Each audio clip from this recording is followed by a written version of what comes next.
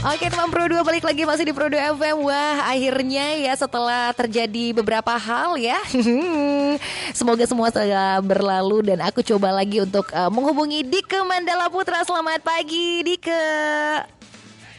Halo. Aduh, alhamdulillah ya. Ya ampun, maaf ya. Biasa tadi Trouble is a Friend. Cila, lagu Lenka.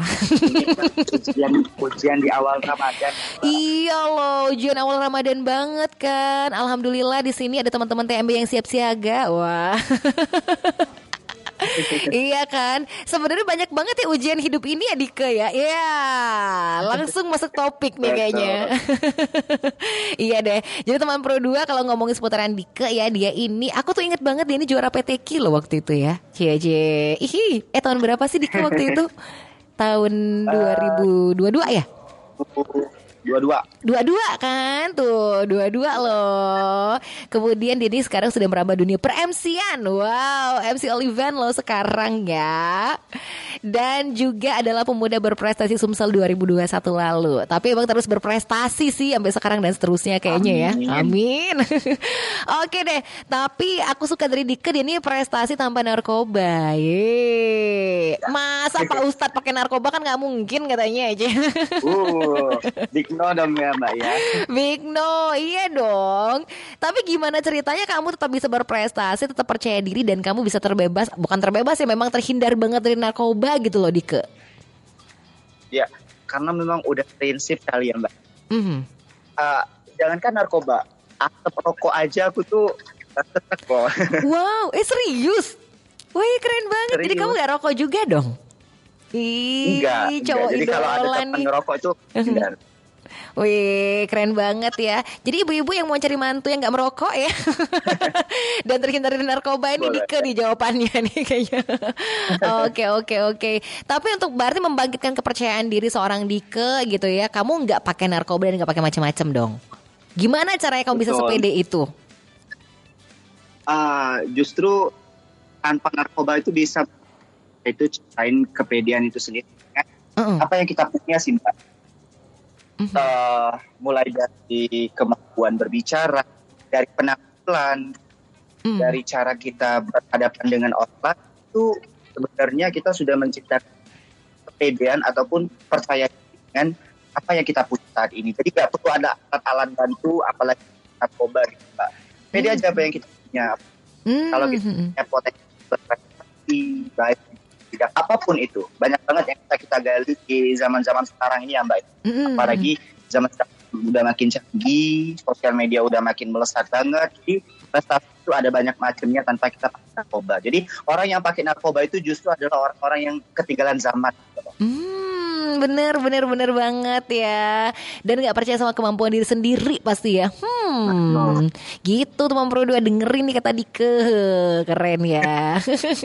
Iya kan. Aku tadi bayangin gini, Dike ini kan memang jago banget. Dia kan dai ya ceritanya. Seorang dai. Iya dong. Coba kamu sampaikan gaya-gaya dai kamu yang luar biasa gitu loh, juara PTQ. Oke. Ini memang audiens kita ini banyak generasi muda ya Mbak ya.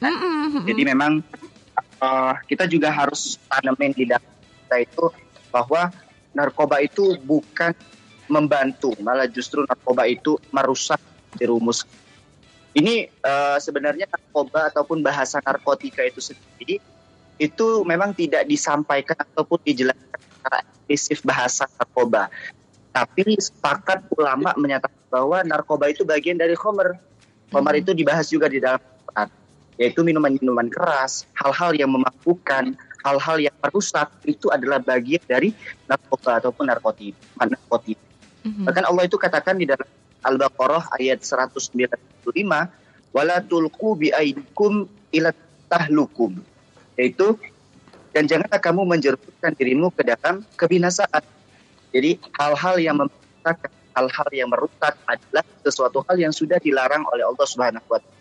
Apalagi ini kita generasi muda ini banyak banget yang bisa kita ambil manfaat dari sosial media, dari teknologi yang bisa kita manfaatkan mencari tambahan finansial untuk mencari prestasi dan lain sebagainya tanpa adanya narkoba. Jadi jauhi banget itu sebagaimana mungkin di dalam Al-Quran itu bukan tinggalkan bahasa, tapi jauhkan. Allah itu katakan di dalam Al-Quran surah An-Nisa ayat 29, wala taqtulu anfusakum innallaha kana bikum rahimah. Dan janganlah kamu membunuh dirimu, sesungguhnya Allah Maha Penyayang. Ini bahasa akan membunuh dirimu. Narkoba itu benar-benar membunuh dirimu sendiri. Banyak sekali kan Mbak Resi, berita-berita yang generasi muda itu mati karena narkoba. Jadi benar-benar merusak. Masya Allah, luar biasa Dike. Ya ampun, aku kayak denger Inspira Kolbu ya, denger Dike nih kalau ngomong ya. Tuh kan, bahkan secara agama pun ya benar-benar sudah harus benar-benar dihindarkan banget nih dari kita ya, nggak boleh gitu ya, Tuan Pro 2. Oke ya. Jadi untuk yang mungkin sudah pernah terjerumus gitu ya, Dike, kan kita kan sebagai manusia juga ya harus tetap menerima ya teman-teman yang mungkin dulu sempat terjerumus ya nggak sih? Nah, seperti apa Dika kita tuh kayak menyikapi teman-teman yang seperti itu loh. Tapi emang dia kayaknya pengen bangkit deh sebenarnya gitu. Oke.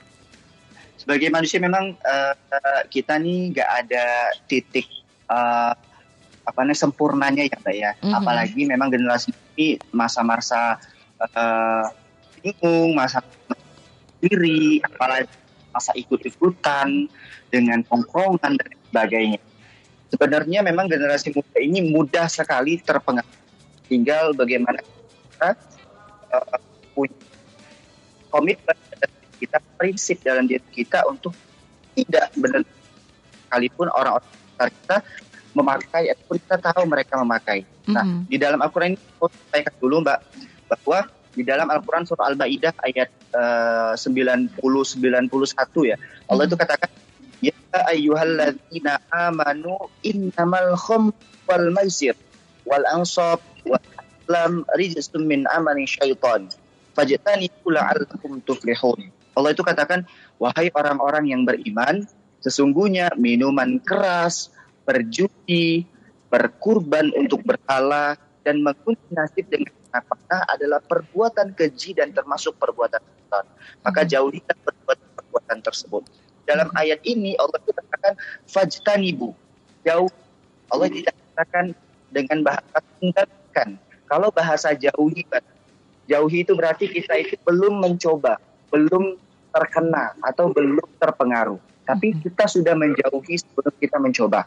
Tapi kalau dengan bahasa tinggalkan, berarti kita sudah memakai, kita sudah mencoba. Itu tinggal kita mengobati bagaimana caranya untuk meninggalkan yang namanya khamr ataupun narkoba.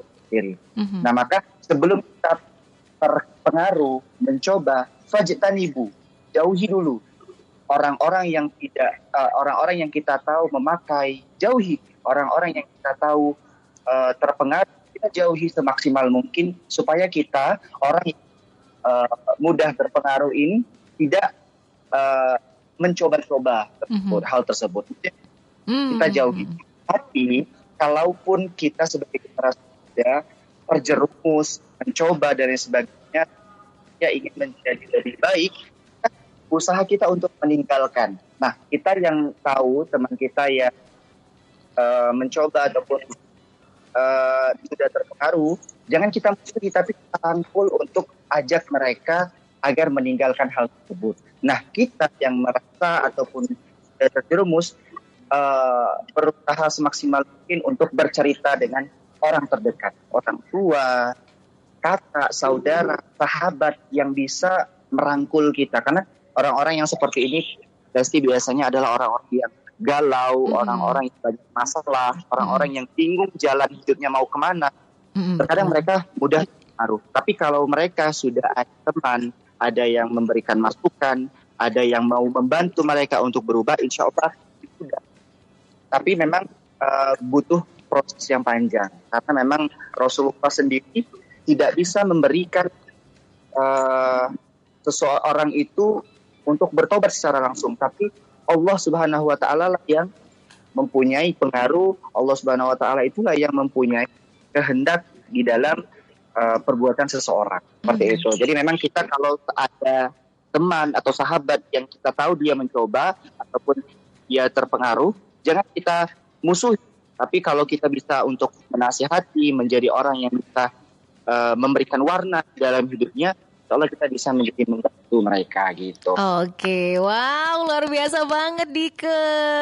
Jadi untuk yang negatif gitu ya, jauhi, benar-benar dijauhi banget begitu kan ya. Tapi kalau udah terburu kayak kejerumus ya teman-temannya kita ya, harus kita ajak begitu ya untuk kembali gitu katanya. Aduh, keren banget nih teman sama Ustadz mah. Ya, jadi jangan kita yang terwarnai, kita harus mewarnai. Wow, bener dong. Kayak seorang Dike Mandala Putra ya, dia yang mewarnai kayaknya nih ya.